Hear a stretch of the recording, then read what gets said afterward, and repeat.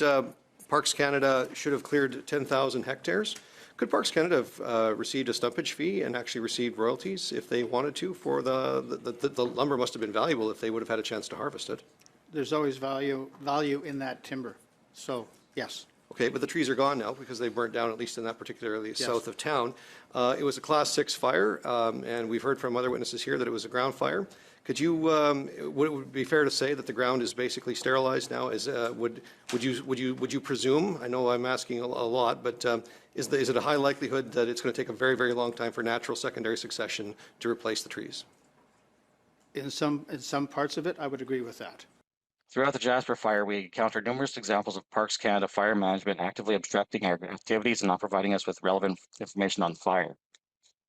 We were provided rules of engagement, which we had to accept or be escorted out by the wardens. They reiterated twice by Parks Canada Operations Section Chief, second in charge to the incident commander, that we are not legally allowed to be there.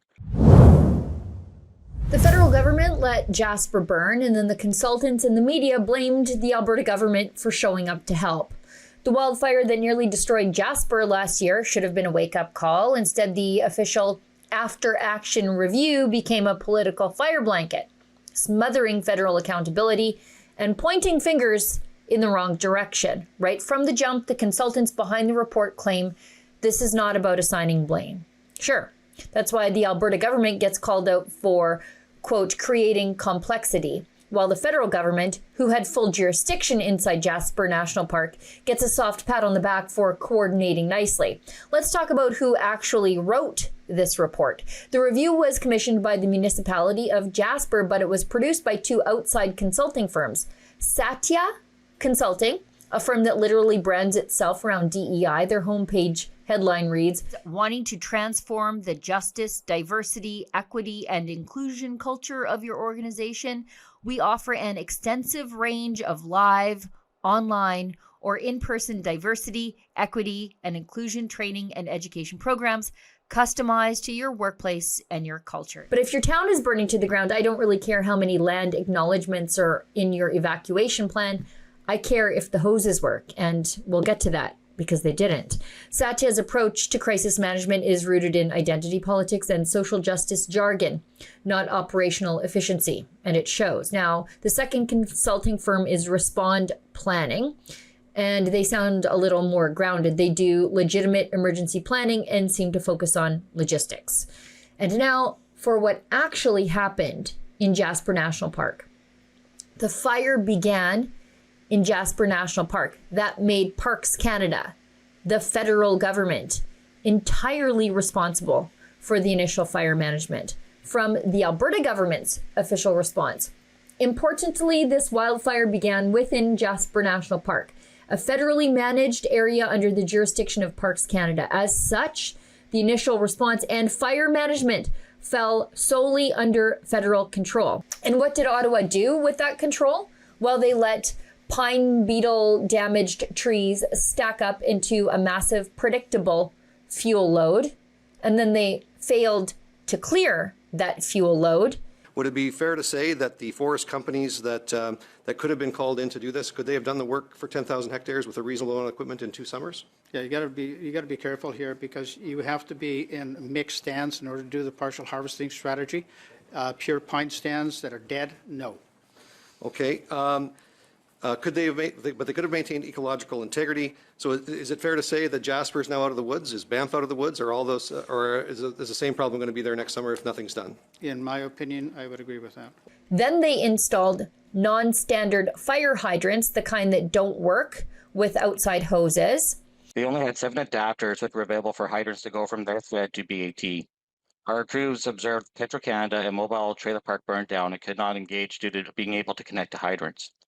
Our crew were credited by a captain with the Jasper Fire Department for saving what's left of the downtown because they were at a hydrant that did have an adapter and were able to engage impingements on buildings. No secondary water sources were staged for when the hydrants would go down. Then they turned away private firefighting contractors, and they declined Alberta's early offers to help. At 9/11, we departed the Hinton UFA card lock and made our way to Jasper. We were with the understanding from Pursuit and Parks Canada liaison that we had permission to enter. We got to the first set of roadblocks west of Hinton and were denied entry at the order of Parks Canada Instant Command and were turned around. We attempted again to make entry to parks after we believe we had the issue figured out at 1542, but once again denied entry. And when the situation spiraled out of control, the Alberta government stepped in, not to take over, because they couldn't, but they stepped in to help. Look at this. Alberta Wildfire had no part in the management of the wildfire until after the fire had breached the town, the province said. Previous to that, Alberta Wildfire was providing personnel and equipment as requested. Now, let's be clear on what that support from the Alberta government actually looked like.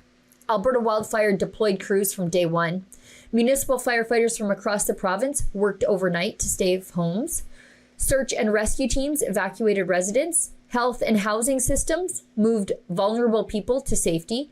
Social services, mental health support, and evacuation centers were set up by the province. A total of $181 million in support, matching federal disaster funds, covering evacuation payments, rebuilding seniors' housing, even helping the local food bank.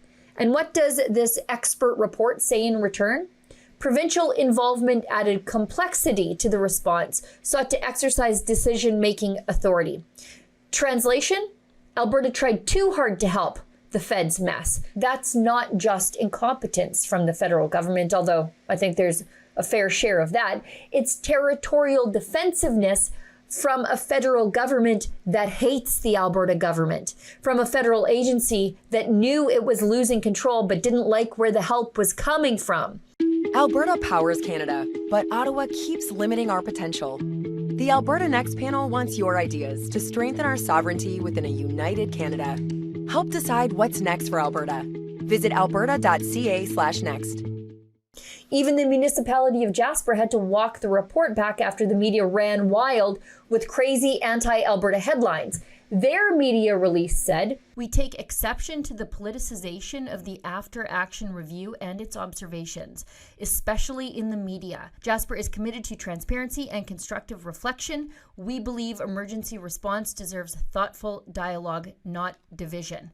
Unfortunately, much of the recent media coverage has narrowly focused on a single sentence within a 50-page report. That isolated passage does not reflect the broader findings or the spirit of the after-action review.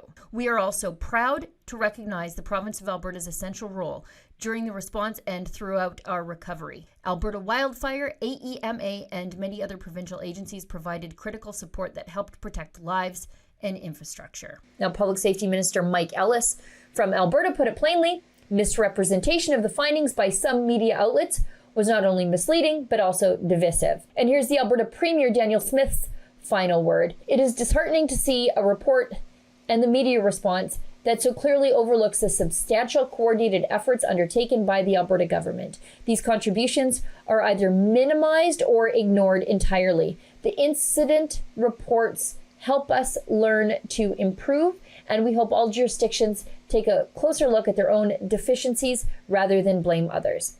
Exactly. This wasn't a learning document, it was a political smokescreen, one written by consultants more focused on equity narratives than emergency outcomes, one that sidestepped federal mismanagement and threw shade at the only people who showed up to actually fix the mess in the end. So no, don't tell me this isn't about blame. It is. It's just blaming the wrong people. For Rebel News, I'm Sheila Gunn Reid. To see all of our coverage on the wildfire that claimed 1/3 of historic Jasper town site, please go to helpjasper.com.